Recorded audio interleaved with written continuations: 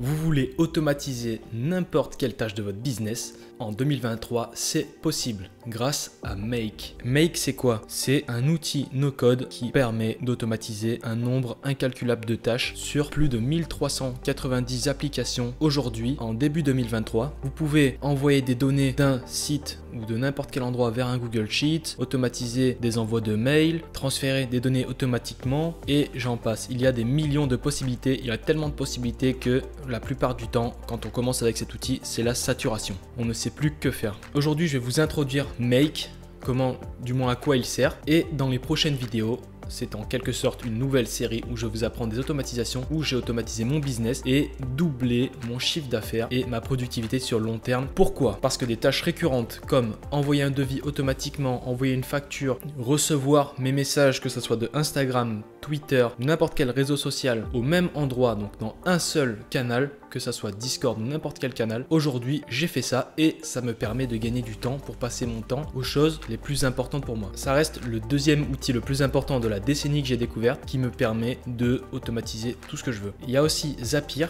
que j'ai essayé, mais je trouve qu'on a un peu moins de flexibilité. Il y a beaucoup plus d'applications, mais j'accroche plus avec Make sur le marché français. Je trouve que c'est beaucoup plus fiable. Et pour vous dire que des grandes pointures de ce monde utilisent Make, comme Meta, Spotify, Adidas ou encore Heineken. Donc c'est pas dans la cour des petits. Donc au niveau des formules, vous avez beaucoup de formules, c'est un peu complexe à comprendre au début, je le conçois, mais moi j'ai fait pas mal d'erreurs. J'ai pris des formules qui étaient un peu trop chères par rapport au nombre d'opérations.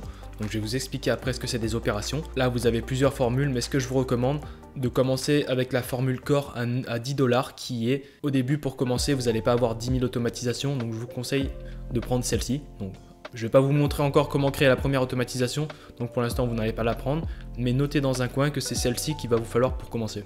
Donc ce que vous allez avoir, c'est que vous allez avoir des scénarios où vous allez prendre une application, la relier avec une autre application ou un autre module ou un système ou peu importe. Vous avez, comme je vous ai dit, 1000 plateformes disponibles et vous avez des opérations. Donc à chaque fois que dans votre scénario vous avez plusieurs modules, admettons un module Twitter et un module Google Sheets, dès que votre data est envoyée de Twitter à Sheets, donc si vous faites une action, ça va vous compter une opération. Donc dans l'abonnement de base, vous avez quelque chose comme 10 000 opérations par mois, donc c'est largement suffisant pour commencer. Pour vous donner un exemple concret, pour ne pas gaspiller ces 10 000 bêtement comme j'ai pu faire, si vous prenez une base de données avec 10 000 cellules qui sont remplies de coordonnées et que vous ordonnez à Make de prendre ces 10 000, admettons, clients et de les envoyer dans un autre Google Sheet automatiquement, ça va vous prendre 10 000 opérations parce que 10 000 fois, il va faire une opération. Donc faites attention par rapport à ça. Vous allez, je pense, faire les erreurs de base au début, mais ne vous inquiétez pas, vous pouvez payer des formules soit supplémentaires ou soit payer des actions ou opérations en plus à chaque fois. Mais normalement, vous n'avez pas besoin de faire ça parce que vous allez bien suivre ce que je vais vous dire. Donc là, ce que vous allez faire, vous allez créer un compte premièrement sur Make. Donc je ne vais pas vous apprendre, vous cliquez sur Get Started Free ou vous faites clic droit, traduire en français et puis vous le faites en français, mais si vous comprenez l'anglais, c'est parti. Donc moi je vais me connecter parce que j'ai déjà créé un compte. Voilà, donc là j'arrive dans mon tableau de bord d'organisation où j'ai en dessous pas mal de mes scénarios, où je sais que celui-ci s'est lancé dernièrement il y a 8 heures, celui-ci il y a 49 minutes, 13 minutes, et là j'ai mes opérations.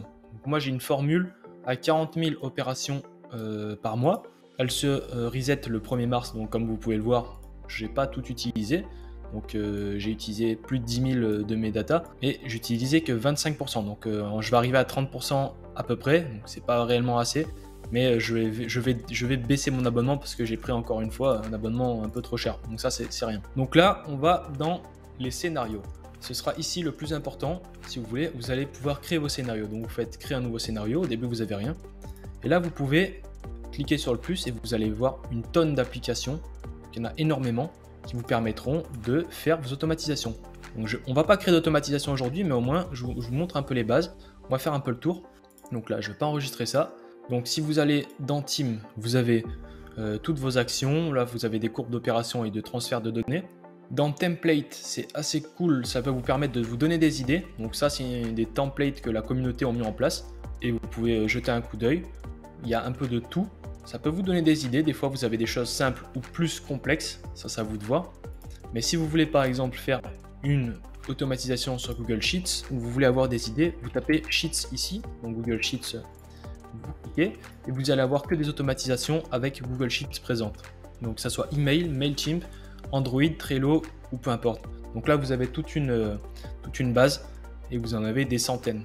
Il y a certaines applications qui sont arrivées très récemment que vous pouvez taper par exemple où il n'y aura pas vraiment de propositions dedans. Donc on va faire un test avec GPT-3 parce que je crois voilà, donc là comme vous pouvez voir GPT-3 il en a que 2 parce qu'il est arrivé il n'y a pas longtemps.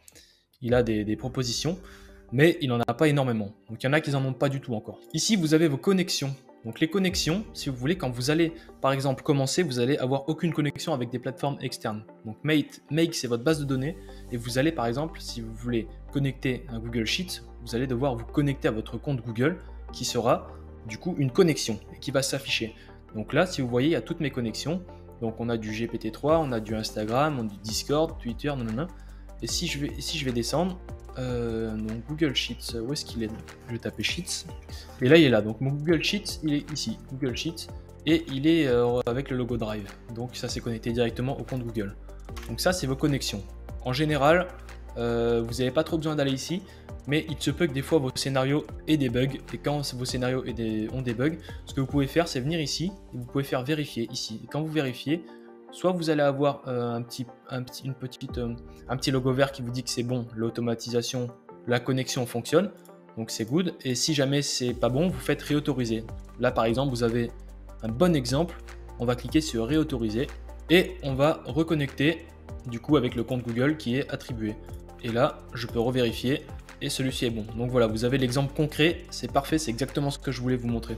Ensuite, vous avez Webhook. Donc ça, on y reviendra plus tard, c'est un peu plus technique, on y reviendra plus tard. Ensuite les clés c'est pareil, on va pas en parler aujourd'hui. Là vous avez device, donc appareil. Moi j'avais uniquement connecté mon iPhone, donc du coup il est là.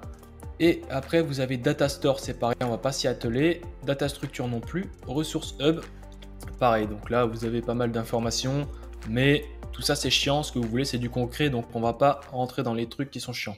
Donc voilà, c'était une vidéo hyper rapide, c'était pour vous montrer les bases de Make, ce que vous pouvez du moins faire sur votre tableau de bord.